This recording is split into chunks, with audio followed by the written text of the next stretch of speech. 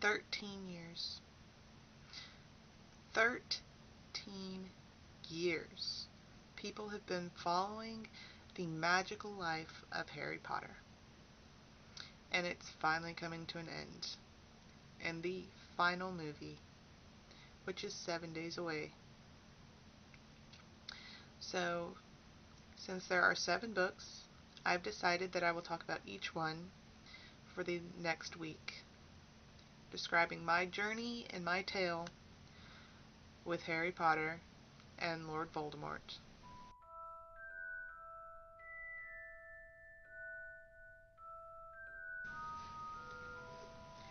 The Philosopher's Stone.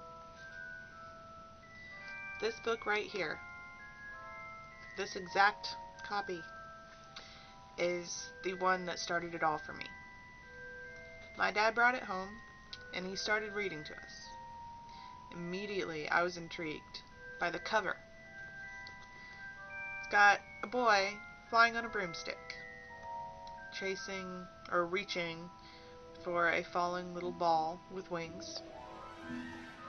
There's a unicorn, and there is a 3-headed dog, which I didn't know it was 3-headed at first, just by looking at the cover. I just thought it was 3 dogs sticking their head out the door. So, he started reading it, and I fell in love with the world, with the Dursleys. I love the Dursleys. I mean, I kind of thought they were mean, but I learned to grow and love them because they're characters in the book, and you don't want to see them go. And Harry, I mean, he was a great character. He was destined for something that he didn't even know he was destined for. I mean, we all knew he was destined for greatness. The story has his name on it. It's about him. But we didn't know the plot. We didn't really know about Voldemort until, we didn't even know Voldemort's name. We called him He Who Must Not Be Named. And,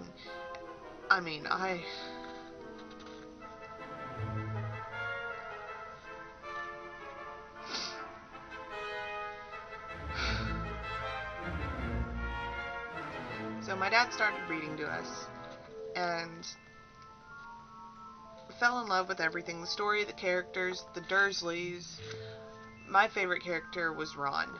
I mean, he had an entire family full of redheads, and I thought that was cool. I mean, I'd always liked redheads. I don't know.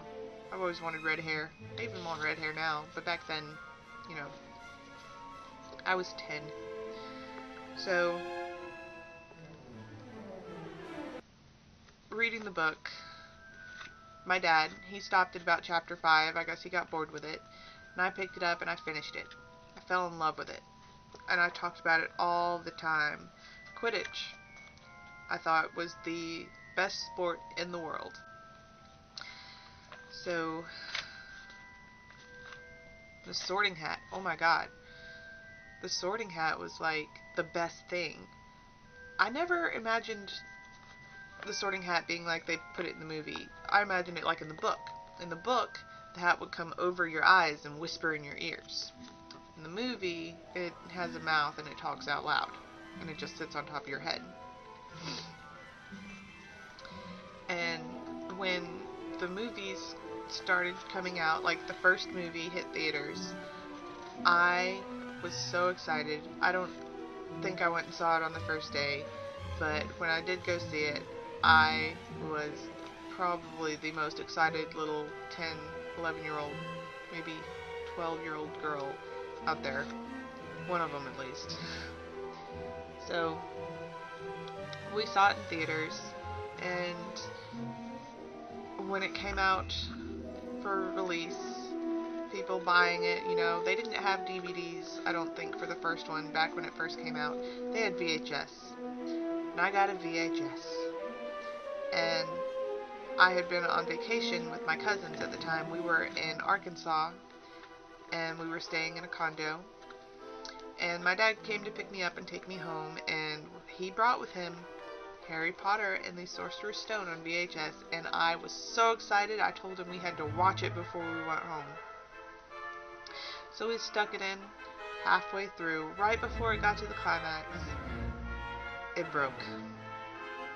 I started crying. I bawled my eyes out.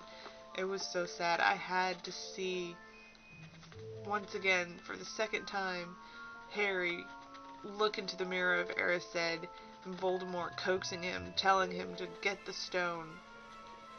And then Harry pinching his pocket because the stone was put in there by his reflection.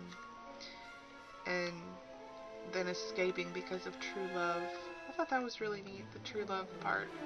And then I liked the part at the end of the movie. I think that was my favorite part, was when Dumbledore reached in, got an every flavor bean, ate it, and he's like, ah, lost earwax.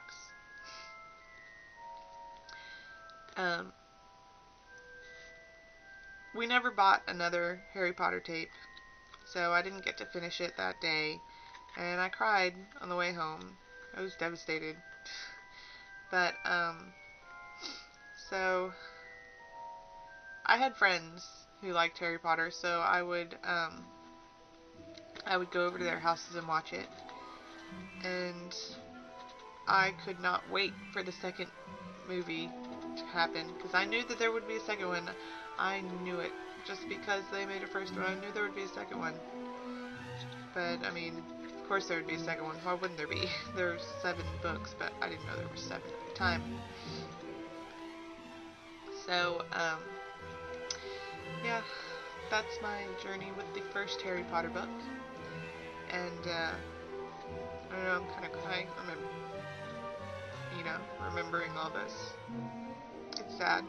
I know it's just like a crazed fan thing, but I cry. I get emotional. So I'll be back tomorrow talking about the Chamber of Secrets, and I'll be making videos every day until the premiere. So see you guys later.